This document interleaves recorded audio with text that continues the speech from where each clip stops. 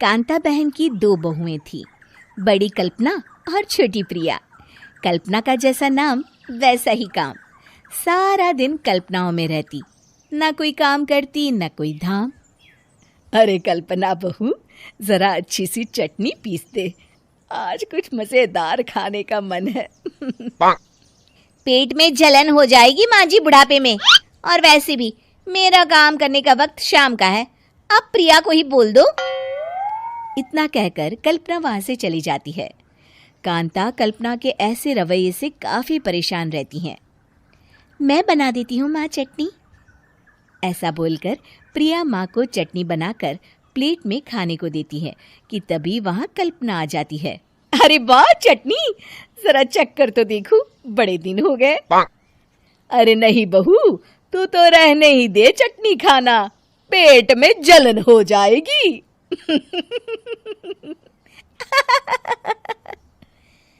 इतना कहकर कांता और प्रिया दोनों हंसने लगते हैं। कल्पना सारा दिन या तो मोबाइल में यूट्यूब देखती या फिर सोती रहती। उसका कमरा भी बिखरा और गंदा रहता। एक दिन कल्पना का पति अशोक उससे कहता है, अरे कल्पना, जानवर भी उस जगह को साफ कर लेता है जहां वो बैठता है, तुम तो इंसान हो, कैसे इतने गंदे कमरे में रह लेती हो? देखो सारा सामान यहाँ वहां बिखरा पड़ा है। ज्यादा अपनी माँ का बोल ना बोलो। हाँ, कमरा तुम्हारा भी तो है, गंदा लग रहा है तो साफ कर लो। पता नहीं तुम्हारे साथ मैं कैसे जिंदगी बिताऊंगा। इतना कहकर अशोक वहां से चला जाता है। कल्पना बस खाना खाने कमरे से बाहर आती और फिर से कमरे में चली जाती। इससे कांता बहन काफी परेशान रहती। एक दिन प्रिया कांता से कहती है, माँ, मैं सारा दिन काम करके थक जाती हूँ, आप कल्पना दीदी से कहिए ना कि सुबह और शाम का काम बांट ले। मैं तो अब सिर्फ एक वक्त का ही काम करूँगी। हाँ। अरे तू वो भी ना करना, एक बहू तो काम चोर थी ही, दूसरी भी आ गई काम ना करने के बहाने लेकर। तभी वहां प्रिया का पति रमेश आ जाता है। माँ, मैं देख रहा हूँ भाभी कोई काम नहीं करती, प्रिया सारा दिन घर और रसोई का काम करती है, अब कुछ करो ना माँ। कांता मन में कुछ सोचती है और कल्पना के पास जाती है। कल्पना फोन पर मेकअप करना देख रही होती है। कल्पना, तुम सारा दिन बस मोबाइल देखती हो, घर का कोई काम भी कर लिया करो। प्रिया सारा दिन काम करके थक जाती है। आज से मैंने फैसला किया है, एक वक्त का काम तुम करोगी, सुबह का खाना तुम बनाओगी और रात का प्रिया। आप लोगों ने काम को हव्वा बना रखा है। अरे पता नहीं थोड़ा सा ज्यादा काम करने में आप लोग घबरा क्यों जाते हैं। और हाँ, बहुत ज्यादा प्रिया की तारीफ मत करिए मेरे सामने, बड़ी बहू तो मैं ही रहूंगी। मैं कुछ नहीं जानती, कल सुबह मुझे वक्त से खाना चाहिए, रसोई में आ जाना, वरना कल से तुझे खाना नहीं मिलेगा। अगली सुबह कल्पना रसोई में नहीं आती है। वो देर से सोकर उठती है और बाहर आकर कहती है, अरे भूख लगी है, आज खाने में क्या है? इतनी देर हो गई, आज किसी ने मुझे उठाया भी नहीं, पता नहीं कहाँ है सब। कल्पना को घर में कोई नहीं दिखता। वो रसोई की तरफ जाती है जहां बड़ा सा ताला लगा होता है। अरे रसोई में ताला? ओ, मैं तो भूल ही गई थी। माँ ने आज से सुबह का खाना मुझे बनाने को कहा था। हे भगवान, इतने लोगों का खाना बनाना क्या आसान है? तभी घर के सारे सदस्य बाहर से वापस आते हैं। वाह माँ जी, मजा आ गया छोले भटूरे खाकर। मेरे मुंह में तो अभी भी स्वाद आ रहा है।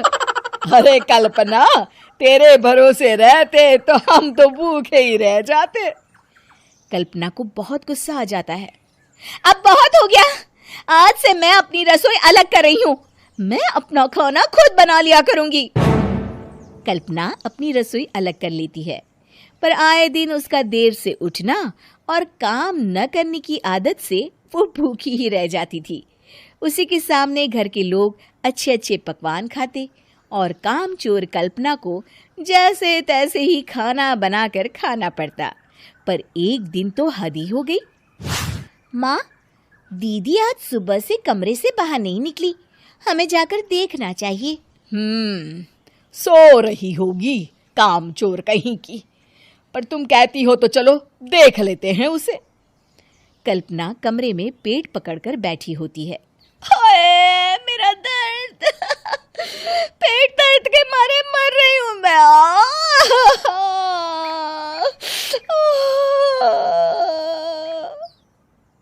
अरे दीदी क्या हुआ, पेट में दर्द क्यों हो रहा है? डॉक्टर को दिखाया आपने? माँ। कल्पना खड़ी होती है और माँ जी के पास आती है। मुझे माफ कर दीजिए, अब से मैं सारे काम में मदद करूंगी, कभी आलस और काम चोरी नहीं करूंगी। हाँ वो तो ठीक है, लेकिन अचानक क्या हो गया जो तू काम करने को तैयार हो गई? कामचोर कल्पना। माँ, लगातार बासी और उल्टा पुल्टा खाना खाने के कारण मेरे पेट में इन्फेक्शन हो गया है। काम न करना पड़े इसलिए मैं 2 दिन का खाना एक दिन ही बना लेती थी। बासी और खराब खाना खाने के कारण लेने के देने पड़ गए। पेट में दर्द हो रहा है। चलो अच्छा हुआ, देर आए दुरुस्त आए। मीरपुर नाम के शहर में तेजस अपनी पत्नी नीरू के साथ रहता था। पति पत्नी दोनों ही नौकरी करते थे। एक दिन तेजस गांव अपनी माँ के पास फोन करता है। हेलो, प्रणाम माँ। जीते रहो माँ, तुम दादी बनने वाली हो। अरे वाह, ठीक है बेटा, मैं कल ही आती हूँ। जब माँ जी शहर पहुंची तो बेटे बहू ने बहुत अच्छे से स्वागत किया। लीजिए माँ जी चाय। अरे गर्मा गर्म पकोड़े ले आओ माँ के लिए। नीरू रसोई में गई और 2 मिनट में ही पकोड़े ले आई। जी ये लीजिए। बहू जादू से बनाए हैं क्या? अभी तो रसोई में गई थी। यम्मी। माँ जी, शीला रसोई में पकोड़े तल रही है, मैं बस लेकर आई। हे भगवान, मेरा धर्म भ्रष्ट कर दिया तूने। अब तो गंगा जल से शुद्धिकरण करना होगा। दूसरे दिन, माँ जी मैंने नाश्ता बना दिया है, ऑफिस जा रही हूँ। पर अभी तो घर का सारा काम पड़ा है। शीला आती ही होगी, झाड़ू पोछा बर्तन कपड़े वो सब कर लेगी। हमारे जमाने में घर का सारा काम हम ही करते थे। जी माँ जी, आप बहुत होशियार हैं, मैं घर ऑफिस दोनों नहीं संभाल पाती। तो जरूरत क्या है घर से बाहर जाकर चाकरी करने की? वैसे भी घर का काम खुद करने से घर में बरकत आती है, समझी?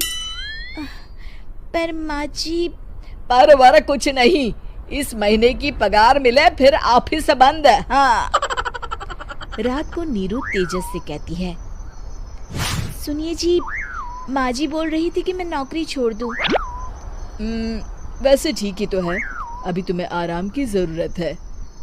फिर भी आराम कहाँ, शीला को छुड़ाने के लिए बोल रही थी। तो अब 24 घंटे में इतना काम तो कर ही सकती हो।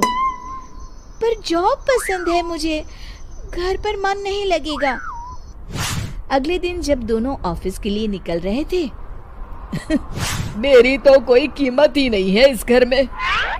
माँ जी, आजकल महंगाई बहुत है, रहन सहन भी बदल गया है, दोनों नौकरी करते हैं तभी ठीक रहता है। अच्छा, तू कहना क्या चाहती है? मेरा बेटा तुझे बिठा के खिला नहीं सकता? तू ही इस घर का खर्च चला रही है, हैं? नहीं माँ जी, मेरा वो मतलब नहीं था। मतलब खूब समझती हूँ, ये बाल धूप में सफेद नहीं किए मैंने। हाँ। अब तो ये रोज का काम हो गया था। तेजस भी रोज की झिकझिक से परेशान हो गया था। एक दिन उसने कहा, नीरू, वैसे भी तुम्हें मैटरनिटी लीव मिलने वाली है, तो अभी से ही छुट्टी ले लो। पर क्या? मेरी सैलरी अच्छी खासी है। आखिर नीरू ने रिजाइन कर दिया। जब बच्चा हुआ तो घर में सब बहुत खुश हुए। कुछ दिनों बाद तेजस फाइल देख रहा था। क्या हुआ तेजस, कुछ परेशान लग रहे हो? अब हाँ, वो हमारी जितनी सेविंग्स थी वो तो हॉस्पिटल में और छठी के फंक्शन में खत्म हो गई है नीरू। और अभी वैसे मंदी चल रही है तो मैं बोल रही थी कल मुन्ना को हेपेटाइटिस का टीका लगवाना है। नीरू, क्या पोस्टपोन नहीं कर सकते? नहीं जी, बिल्कुल नहीं। अब तेजस को समझ में आ रहा था कि उससे गलती हुई है। पैसों की कमी का असर घर के माहौल पर भी पड़ रहा था। अगले दिन, बेटा मेरा चश्मा और ये दवाइयाँ ले आना, पर्चा देते हुए माँ जी ने कहा। जी। तेजस, मुन्ना के लिए दूध का डिब्बा और डायपर भी ले आना, और ये किराने के सामान की लिस्ट है, इसे भी लाना है। तेजस गुस्से में लिस्ट मरोड़कर फेंकता है और चिल्लाता है, पैसे क्या पेड़ पर उगते हैं? ये ले आना, वो ले आना। अरे पर ये जरूरत का सामान ही है। वो गुस्से में बिना कुछ कहे ऑफिस चला गया। अरे लंच तो ले जाइए। नीरू दौड़कर डिब्बा पकड़ाती है। एक दिन खाना खाने के बाद, नीरू, अब तो मुन्ना कुछ बड़ा हो गया, तो अब तुम वापस ज्वाइन कर लो ना जॉब। पर इस रिसेशन में जॉब मिलना बहुत मुश्किल है। ट्राई तो करो। फिर मुन्ना? माँ जी है ना, और एक फुल टाइम मेड भी लगा लेंगे। पर माँ जी, उन्हें तो पसंद नहीं। तभी माँ जी वहाँ आ जाती है और प्यार से नीरू के सर पर हाथ फेरते हुए बोलती है, अब मेरी समझ में आ गया बहू, पहले के और अब के समय में अंतर है। तुम काम शुरू करो, मुन्ना की जिम्मेदारी मेरी। मेरी प्यारी माँ जी। ये कहकर नीरू उनके गले लग गई। शिक्षा, परिवर्तन संसार का नियम है, हमें भी समय के साथ चलना चाहिए। उम्मीद है कि आपको हमारी ये कहानी पसंद आई होगी। कृपया हमारे चैनल को सब्सक्राइब करें और सभी अपडेट्स के लिए बेल आइकन जरूर क्लिक करें। और हाँ, वीडियो लाइक और शेयर करना मत भूलिएगा। बाय।